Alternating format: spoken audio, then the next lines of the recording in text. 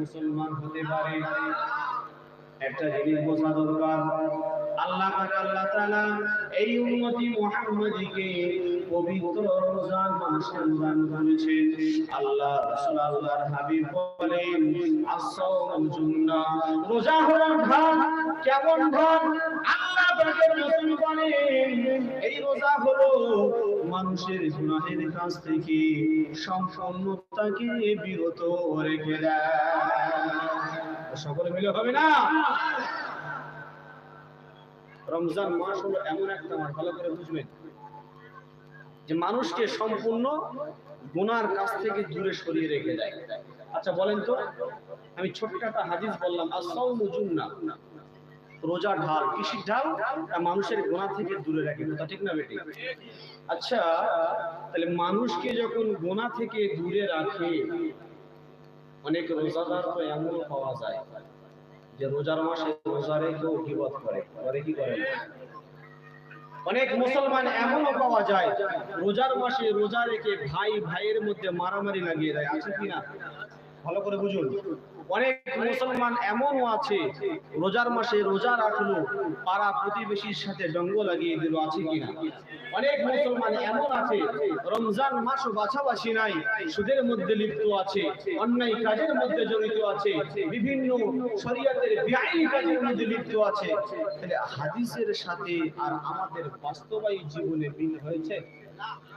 হয়েছে? আমার ভাইজানেরা, এটা গভীরভাবে মনোযোগ দিয়ে শুনে রেখে দিন। হয়তো আপনারা ইমামদের মুখ থেকে শুনেছেন জুম্মার বায়ানে, রজব মাস হলো এমন একটা মাস, এর উদাহরণ সমূহ হলো, যেমন আমরা খেতে যখন বীজ খনন করে আসি, বলেন তো ভাই, একটা খেতে যখন ময়লা আবর্জনা থাকে, ময়লা ভর্তি হয়ে থাকে, ওই খেতে ওই অবস্থায় ফিরে আসি, আমি বলুন, কথা বুঝতে পারেন? আমি খেতে যখন রুটি যাবো, খেতের পরিষ্কার করব না, চষবো না, ওই অবস্থায় যদি বীজ খনন করে দিয়ে আসি, আমার কি ফল হয়ে যাবে না? আমার জানেরা, উদাহরণ সহ হলো এটাই। আল্লাহ রাসূল আল্লাহর হাবিব এটাই বোঝাতে চেয়েছেন, ও দুনিয়ার মানুষেরা শুনে রেখে দাও, রজব মাস হলো এমন একটা মাস যে মানুষের অন্তরটা ধুয়ে মুছে সাফ করে নেওয়ার মাস। জোরে হবে না সুবহানাল্লাহ? আমার ভাইজানেরা, একটু গভীর মনোযোগ দিয়ে শুনুন। শাবান মাস পড়ার সাথে সাথে এর উদাহরণ হলো, বান্দা তোমার রজব মাসে খেত পরিষ্কার হয়ে গেল, এবার তুমি বীজ খনন করো, ধান হবে, শস্য হবে, আলু হবে, যাই হবে না কেন, রজব মাস পড়ার সাথে সাথে আল্লাহ পাকের রাসূল বোঝাতে চেয়েছেন, বান্দা তুমি জিকির, আজকার, তাসবিহ, তাহলিলের মাধ্যমে তোমার অন্তরটা তুমি পূরণ করে নেবে।